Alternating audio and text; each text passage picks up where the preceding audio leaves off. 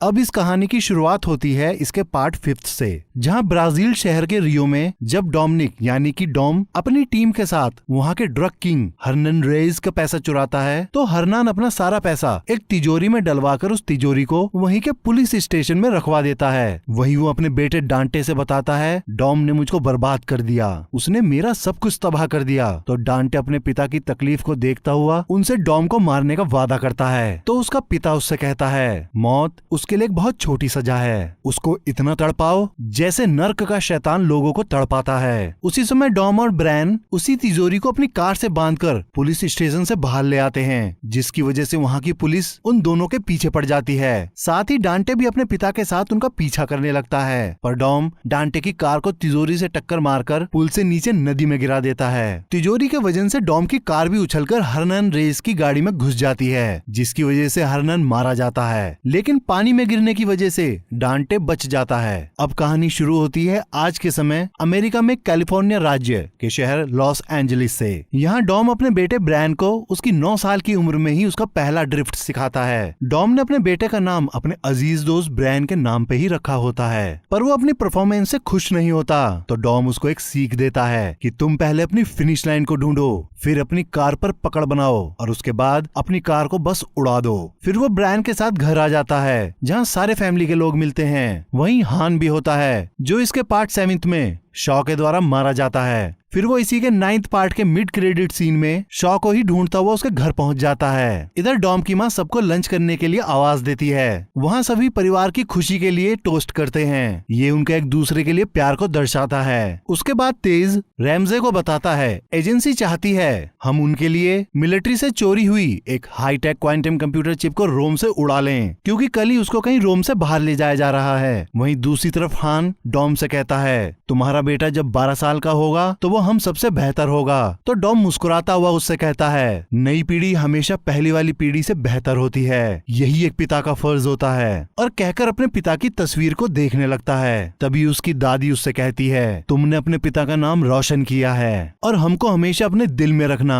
Dom उनकी बात सुनकर उनको गले लगा लेता है। फिर उसी रात सोने से पहले वो लेटी को बताता है कि आज हमारे बेटे ने मुझसे कहा, डैडी आप कभी नहीं डरते। सच बताऊं तो मैं तुम दोनों को खोने से बहुत डरता हूँ। उसकी बात सुनकर लेटी उसको किस कर लेती है और कहती है, ऐसा कुछ नहीं होने वाला। फिर उसी रात अचानक उनकी सबसे बड़ी दुश्मन साइफर घायल हालत में उनके घर पहुंचती है। डॉम उसको देखकर गुस्से से फट जाता है, क्योंकि इसके 8th पार्ट में साइफर ने ही डॉम की दूसरी पत्नी एलिना को उसी की आंखों के सामने मरवा दिया था और साथ ही उसके बेटे ब्रेन को भी लगभग मार ही चुकी थी, लेकिन उस वक्त शॉ ने उसे बचा लिया था। अब घायल साइफर उससे कहती है, अब तुम सिर्फ ये समझो मेरे पास कितनी बड़ी वजह होगी जो मैं खुद यहाँ आई हूँ। फिर वो डॉम और लेटी को बताती है कि आज उसकी मुलाकात एक शैतान से हुई। वो सीधे मेरे ऑफिस में आया और उसने तुमको और तुम्हारे परिवार को मारने के लिए मेरी टेक्नोलॉजी और मेरे आदमी मांगे, पर मैंने उसको मना कर दिया।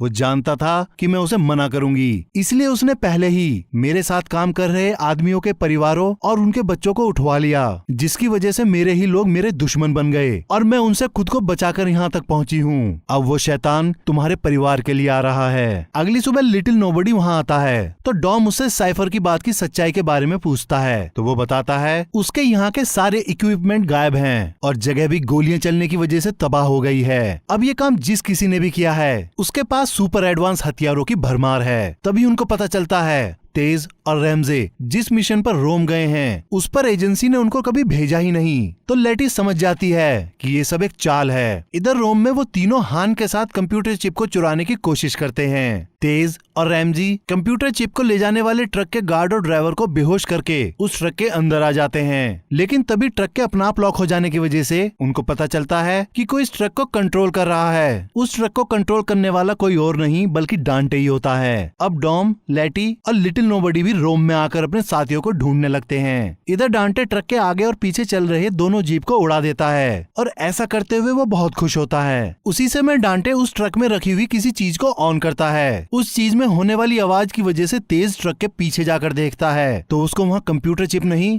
बल्कि एक बॉल के आकार का बहुत ही बड़ा न्यूट्रॉन बॉम्ब मिलता है और वो ये बात सबको बता देता है। तो रोमन उससे पूछता है कि कितना बड़ा है, तो तेज उससे कहता है ये बॉम्ब इतना बड़ा है कि पूरे रोम को 7 हिस्सों में तोड़ दे। ये सुनकर वो सभी घबरा जाते हैं। तभी रैमजे को डॉम की कार दिखाई पड़ती है। उसकी जान में जान आ जाती है। तभी नोबडी उनसे कहता है, मैं इसको बंद कर सकता हूँ, तुम बस इस ट्रक को रोक लो। इन सब बातों को डांटे भी सुन रहा होता है, जिसकी वजह से वो किसी को भी ट्रक को रोकने नहीं देता, लेकिन वो ट्रक का पिछला दरवाजा खोल देता है। इतने में डॉम के ट्रक को रोकने की कोशिश में ट्रक पलट जाता है और वो बॉम्ब उसमें से निकलकर रोम की ढलान वाली सड़कों पर बहुत तेजी के साथ लुढ़कने लगता है। इतने में पुलिस वालों से बचने के लिए रैमजे, हान, तेज और रोमन नीचे सीवर में उतर जाते हैं। अब बड़ी मुश्किल से डॉम बॉम्ब को रोक देता है। इतने में डांटे नोबडी को रोकने के लिए उसकी गाड़ी के नीचे बॉम्ब लगा देता है, पर उसके फटने से पहले ही लिटिल नोबडी गाड़ी से कूद जाता है, लेकिन उसकी गाड़ी बॉम्ब से टकरा जाती है, जिस वजह से वो फिर से लुढ़कने लगता है। इन सब में डांटे लेटी के हाथों में आने से पहले ही निकल जाता है और पुलिस लेटी को ही गिरफ्तार कर लेती है। अब डांटे बॉम्ब को एक्टिवेट कर देता है और रोम के सबसे ऊंची जगह पे चढ़ के अपने हाथ खोलकर खड़ा हो जाता है। बॉम्ब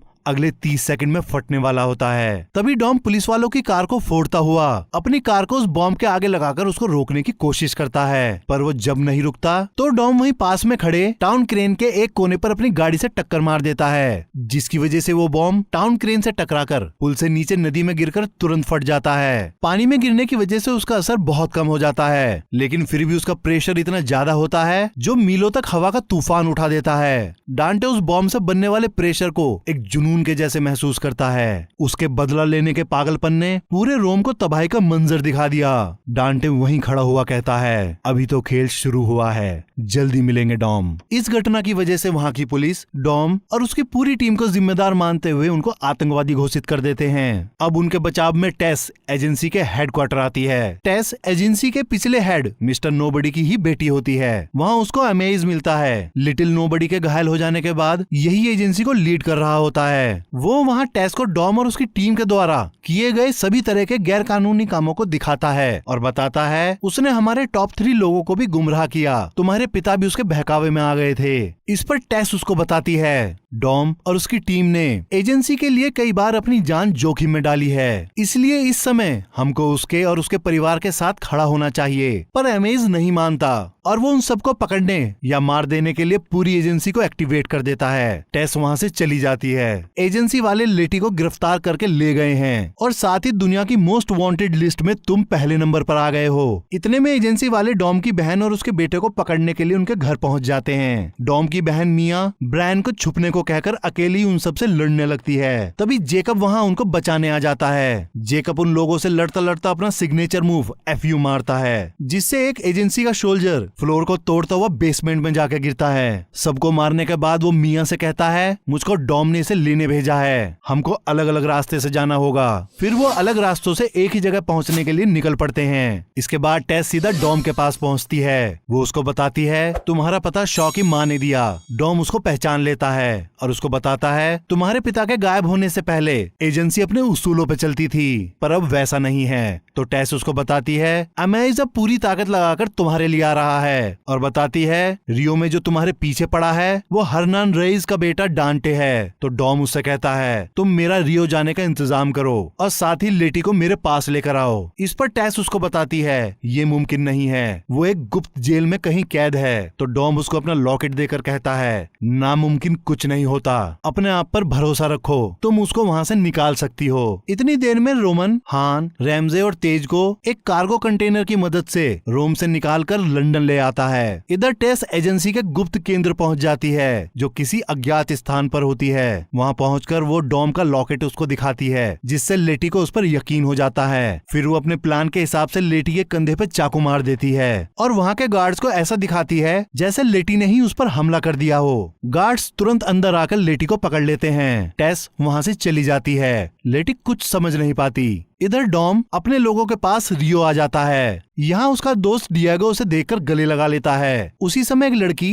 जिसका नाम इजाबेल होता है वो आती है। डॉम को वो जानी पहचानी से लगती है और वो उसे पहचान जाता है कि वो उसकी दूसरी पत्नी एलिना की ही छोटी बहन है। वो डॉम को रेस करने के लिए चैलेंज करती है, लेकिन तभी डांटे वहाँ आकर डॉम को अपना परिचय देता है और उससे रेस करने को कहता है। पर बात करते करते दोनों तरफ के लोग एक दूसरे पर गन तान देते हैं। डॉम डॉम खून खराबे से बचने के लिए रेस करने को तैयार हो जाता है। अब रेस में 4 लोग होते हैं, डांटे, डॉम, डिएगो और इजाबेल। रेस शुरू होती है। तभी डॉम को पता चलता है कि डांटे ने डिएगो और इजाबेल की कार में बॉम्ब लगा रखा है। फिर डांटे डॉम से पूछता है, तुम किसको बचाओगे? तभी वो इजाबेल को बचाने की कोशिश करता है, जिसकी वजह से डांटे डिएगो की कार को उड़ा देता है। डिएगो वहीं मर जाता है। अब वो इजाबेल की कार को भी बॉम्ब से उड़ाने ही वाला होता है। उससे पहले ही डॉम इजाबेल की कार को टक्कर मारकर उसका बॉम्ब उससे अलग कर देता है, जिसकी वजह से इजाबेल की कार पलट जाती है और बॉम्ब फटने का ज्यादा असर नहीं होता। डॉम तुरंत इजाबेल को उसकी कार से निकालता है। इतने में रेस डांटे जीत जाता है। इधर एजेंसी के गुप्त ठिकाने पर एजेंसी वाले लेटी के घाव को लेजर टेक्नोलॉजी की मदद से भर देते हैं। अब जैसे ही उसे होश आता है तो वो अपने बगल में साइफर को लेटा देखती है। अगली सुबह डांटे डॉम और उसकी पूरी टीम के बैंक अकाउंट्स को हैक करके उनका सारा पैसा निकाल लेता है। इस बात का पता जैसे ही उन सब लोगों को लगता है तो रोमन को छोड़कर सारे लोग परेशान हो जाते हैं, क्योंकि इस लड़ाई को लड़ने के लिए उन सबको हथियार और कार चाहिए थी। तभी रोमन अपनी जैकेट खोलकर दिखाता है। उसने अपने हिस्से के सारे पैसे जैकेट में ही रख रखे थे।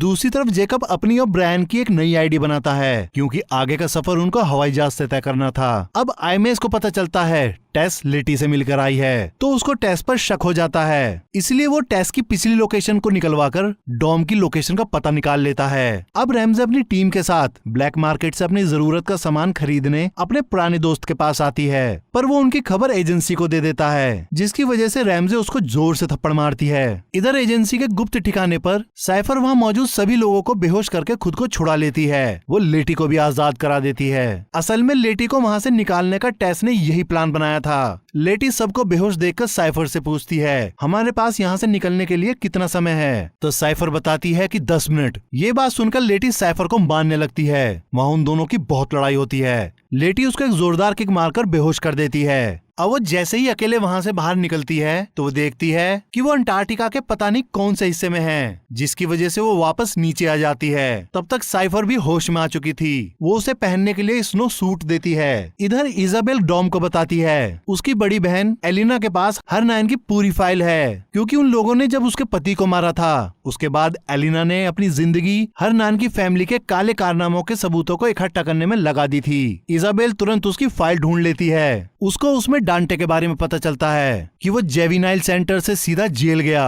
और उसके बाद पागल खाने। वो पूरा सन की किस्म का आदमी है। फिर वो उसकी प्रॉपर्टी के बारे में देखते हैं तो उनको पता चलता है उन्होंने सारी प्रॉपर्टी बेच दी, सिर्फ एक बिल्डिंग को छोड़कर जो अभी भी डांटे के नाम थी। तो डॉम उस जगह पर खोजबीन करने के लिए निकल पड़ता है। उस जगह पहुंचकर डॉम देखता है कि डांटे एक लंबे समय से उस पर और उसके पूरे परिवार पर नजर रखे हुए था। तभी वहाँ एक कॉल आता है। डॉम उसको उठाता है। वो कॉल डांटे का था। वो उससे कहता है, तुमने मेरा परिवार खत्म किया, अब मैं भी एक एक करके तेरा परिवार तोड़ूंगा।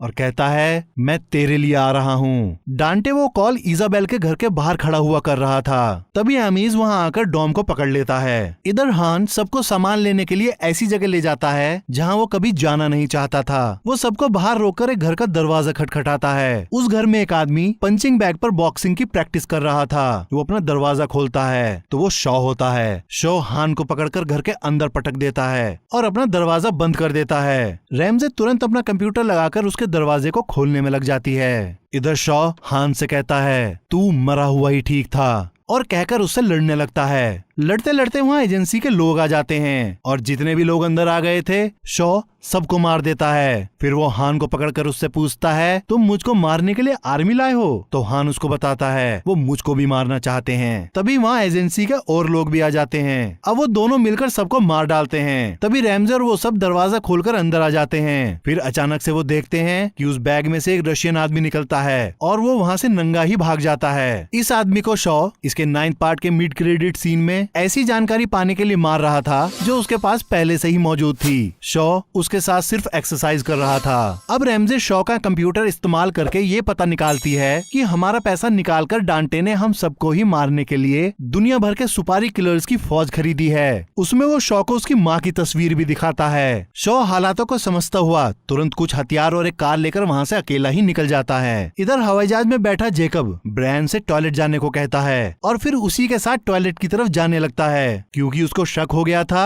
कि कुछ लोग प्लेन में भी उसका पीछा कर रहे हैं। जेकब उन तीनों को मारकर प्लेन के टॉयलेट में ही बैठा देता है और फिर ब्रायन के साथ प्लेन के कार्गो एरिया में आकर अपने ग्लाइडर की मदद से उड़ते हुए प्लेन से ही ब्रायन को लेकर वहाँ से निकल जाता है। इधर अमेज डॉम से कहता है, तुम इतनी आसानी से पकड़े गए, मैंने कभी सोचा नहीं था, और हंसने लगता है। तो डॉम हल्का सा मुस्कुराता हुआ उससे कहता है, अपनी सीट बेल्ट बांध लो। अमेज कुछ समझ नहीं पाता। तभी डॉम अपनी बेल्ट लगाकर गाड़ी के हैंडल्स को पकड़ लेता है। तभी एक रॉकेट उनकी गाड़ी पे आकर लगता है। गाड़ी धमाके से पलट जाती है। डॉम अमेज को बचाने के लिए उसको अपने पैर से दबा देता है। अब वो जैसे ही उस वैन से बाहर निकलते हैं तभी डांटे के आदमी उन पर ताबड़तोड़ गोलियां चलाना शुरू कर देते हैं। डांटे भी वहाँ आ जाता है। वो डॉम को याद दिलाता है ये वही पुल है जहाँ उसने उसके पिता को मारा था। फिर वो अपनी कार की डिक्की से इजाबेल को निकालकर डॉम को दिखाता है। तो डॉम तुरंत वहीं टेढ़ी खड़ी गाड़ी के स्टीयरिंग में एक सरिया फंसाकर उसको स्टार्ट कर देता है और उस कार को अकेला ही सीधा कर देता है। सीधी होते ही वो कार सामने से गोली चला रहे एक आदमी को टक्कर मारकर मार देती है। उसके बाद डॉम जैसे ही बाकी आदमियों को मारने लगता है तभी डांटे इजाबेल की गर्दन पर चाकू रखकर डॉम से रुकने को कहता है। टेस आकर बाकी बचे लोगों को गोली मार देती है। अब डांटे अपने आप को घिरा देख इजाबेल को लात मारकर छोड़ देता है। फिर डॉम डांटे को बहुत मारता है जिसकी वजह से डांटे का एक दांत टूट जाता है। डांटे खड़े होकर एक इशारा करता है तो एक गोली टेस को लगती है। दूसरा इशारा करने पर गोली एमेज को लगती है। उसका एक स्नाइपर वहीं हेलीकॉप्टर में बैठा हुआ डांटे के हर इशारे पर गोली चला रहा था। फिर वो इजाबेल पर निशाना लगाकर 5 सेकंड का इशारा करता है, लेकिन गोली चलाने से पहले ही डॉम उसको बचा लेता है। इतने में डांटे टेस की जेब से गॉड्स आई निकाल लेता है। इसको रैमजे ने बनाया था। टेस ने उसको एजेंसी के हेडक्वार्टर से चुरा लिया था जब वो एमआई से मिलने आई थी। गॉड्स आई एक छोटा सा कंप्यूटर होता है जिसकी मदद से आप किसी की भी लोकेशन ट्रैक करके उस तक पहुंच सकते हैं। डांटे वहां से जाने से पहले डॉम से कहता है, तूने मेरे पिता को इसी जगह मारा था। फिर वो उसको गॉड्स आई दिखाकर बताता है, अब मुझको पता है कि तेरा बेटा कहाँ है, और हेलीकॉप्टर में बैठकर वहां से निकल जाता है। डॉम तुरंत टेस को देखता है। गोली उसके कंधे में लगकर निकल जाती है। फिर टेस डॉम को उसका लॉकेट वापस करके कहती है, तुम उसको रोक लोगे, भरोसा रखो। फिर इजाबेल टेस को हॉस्पिटल ले जाती है। इतने में एमेज भी खड़ा हो जाता है। उसको उसकी बुलेट प्रूफ जैकेट ने बचा लिया था। अब वो भी डॉम को उसके बेटे को बचाने में साथ देने को तैयार हो जाता है। इतने में जैकब ब्रायन को लेकर पुर्तगाल में अपने ठिकाने पर पहुंच जाता है। वो जगह पहले एक खदान थी, पर अब जैकब ने उसको अपना कंट्रोल रूम बना लिया था। तभी ब्रायन उससे अपने पापा के बारे में पूछता है तो जैकब उसको बताता है, तुम परेशान मत हो, तुम्हारे पापा हर हालत में यहाँ आएंगे। फिर ब्रायन की नजर वहीं पर ढकी हुई कार पर पड़ती है। वो जैकब से उसके बारे में पूछता है तो जैकब बताता है, ये मेरा नया प्रोजेक्ट है जिस पर मैं काम कर रहा हूँ। तभी ब्रायन उसका एक साइड से कवर हटाता है तो उसमें टैंक का बैरल लगा देख चौंक जाता है। इधर डांटे भी अपने भाड़े के सैनिकों के साथ पुर्तगाल आ जाता है। जैकब का सर्विलेंस सिस्टम तुरंत उसको अलर्ट कर देता है, जिसकी वजह से वो ब्रायन को लेकर उस कार में बैठकर पीछे के गेट से निकल जाता है। डांटे के आदमी भी दूसरे रास्ते से उसके सामने आ जाते हैं। तभी जैकब ब्रायन को इशारा करता है। ब्रायन तुरंत गाड़ी के एक लीवर को खींचता है, जिसकी वजह से उसमें लगे टैंक के बैरल गोले दाग देते हैं। दोनों गोले सामने से आ रही 2 गाड़ियों को उड़ा देते हैं, जिससे जैकब को वहां से निकलने का रास्ता मिल जाता है। अब डांटे भी अपनी कार में बैठकर उनके पीछे लग जाता है। फिर जैकब जैसे ही गोले को रीलोड करता है, उसको रीलोड करने वाला लीवर अटक जाता है, जिस वजह से गोला सही से बैरल में नहीं चढ़ पाता। इतने में डॉम भी वहाँ कार्गो प्लेन से आ जाता है, पर वो प्लेन के बिना लैंड किए ही अपनी गाड़ी को लेकर बीच हवा में ही उतर जाता है। ब्रायन अपने पापा को देखकर खुश हो जाता है। फिर एमएस डॉम से कहता है, हवाई पट्टी यहाँ से 5 किलोमीटर दूर है, इसलिए वो वहीं लैंड करेगा, और डॉम को वहीं आने को कहता है। फिर वो अपनी कार से एक टनल के अंदर से गुजरने लगते हैं, तो ब्रायन गाड़ी के पीछे जाकर जाम हुए गोलों पर हाथ मारकर उनको ठीक कर देता है। तभी डांटे अपनी कार से उसके बगल में आकर ब्रायन को उठाकर अपनी गाड़ी में बैठा लेता है और अपनी गाड़ी के नाइट्रस ऑक्साइड को खोलकर तेजी से वहां से निकलकर डॉम की गाड़ी को टक्कर मार देता है, जिसकी वजह से डॉम की गाड़ी सड़क के बैरियर को तोड़ती हुई रॉन्ग साइड आ जाती है। उसी साइड डांटे के लोग हथियार से लैस गाड़ियों में डॉम के सामने आ जाते हैं। जेकब समझ जाता है अब डॉम खुद को बचा नहीं पाएगा, तो वो डॉम से कहता है, तुम्हारा बेटा सच में कमाल है, लेकिन ये समय है तुम्हारे भाई के जलवा दिखाने का। तभी वो अपने गाड़ी के टैंक के बैरल्स को जमीन की तरफ कर देता है और गोले दागने के लिए उसका लीवर खींच देता है, जिसकी वजह से जेकब की गाड़ी उसके साथ हवा में उछलकर डांटे के लोगों की गाड़ी के सामने आकर गिर जाती है। वो सारी गाड़ियां जेकब की गाड़ी से टकराकर ब्लास्ट हो जाती हैं। जेकब ने अपने परिवार के लिए खुद को सैक्रिफाइस कर दिया। डॉम उसकी मौत की वजह से गुस्से और दुख दोनों से भर जाता है। वो रॉन्ग साइड से ही डांटे का पीछा करने लगता है। तभी 2 हेलीकॉप्टर उसकी गाड़ी पर एंकर फंसा देते हैं और फिर उसे खींचने लगते हैं। तभी डॉम गाड़ी की पूरी रेस दबाकर उसका नाइट्रॉक्स खोल देता है और वो पुल से गाड़ी को कुदाकर डांटे के पीछे नीचे वाले पुल पर आ जाता है, जिसकी वजह से दोनों हेलीकॉप्टर अपना बैलेंस खोकर आपस में टकराकर ब्लास्ट हो जाते हैं। फिर डॉम डांटे की गाड़ी में रखे वॉकी टॉकी पर अपने बेटे से कहता है, तुमको अपना पहला सबक याद है ना? कार को महसूस करो, अपनी फिनिश लाइन ढूंढो और फिर उड़ो। इतना कहते ही डॉम अपनी कार से ड्रिफ्ट मारता है, जिसकी वजह से उसकी गाड़ी से बंधा हेलीकॉप्टर अपनी केबल को तोड़ता हुआ डांटे की कार से टकरा जाता है। उसके टकराने की वजह से डांटे की कार डिसबैलेंस होकर फिसलने लगती है। डॉम ड्रिफ्ट मारता हुआ ठीक उसके बगल में आकर ब्रायन से कूदने को बोलता है। ब्रायन गाड़ी का दरवाजा खोलकर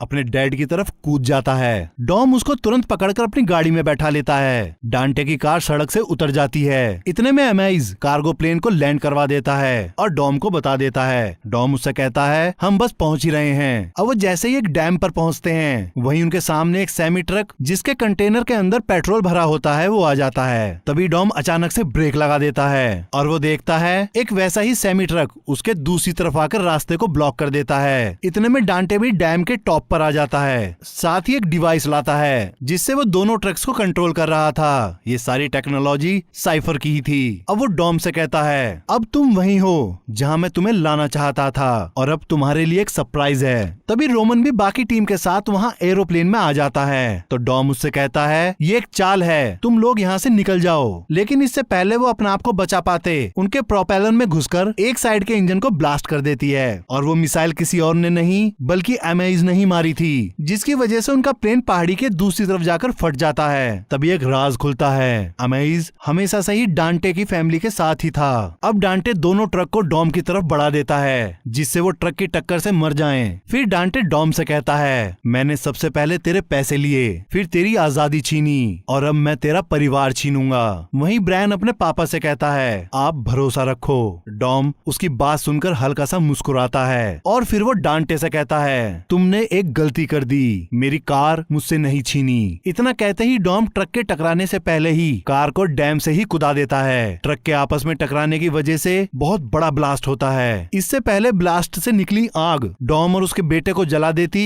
डॉम तुरंत अपनी कार का नाइट्रस ऑक्साइड खोल देता है, जिसकी वजह से उनकी गाड़ी आग से बचकर सीधा पानी में कूद जाती है। फिर वो अपने बेटे को पानी से बाहर निकालता है और उसको गले लगाता है। तभी डांटे डॉम से कहता है, तुम्हारी सारी तकलीफें अब पूरी हो गई हैं। डॉम उसको मुड़कर देखता है। डांटे आगे कहता है, अब तुम्हारे मरने का समय है। इतना कहते ही डांटे उस डैम पर पहले से ही लगे बॉम्ब्स के सीक्वेंस को ऑन कर देता है। उसको देखकर डॉम समझ जाता है अब ये अंत है और अपने बेटे की तरफ देखता है। दूसरी तरफ साइफर लेटी को लेकर पैदल ही अंटार्कटिका के बर्फ को पार करने लगती है। फिर वो दोनों जैसे ही एक पहाड़ी पर चढ़ते हैं तो देखते हैं एक सबमरीन बर्फ को तोड़ती हुई ऊपर आ गई है और उसमें से गिज़ेल निकलती है और वो भी जिंदा, क्योंकि इसके 6th पार्ट में हान को बचाने में वो खुद को सैक्रिफाइस कर चुकी थी, लेकिन अब वो भी हान की तरह जिंदा थी। लेटी उसको देखकर हैरान हो जाती है तो साइफर उससे पूछती है, क्या अभी भी तुमको मेरा प्लान घटिया लग रहा है? और ये कहानी यहीं खत्म हो जाती है।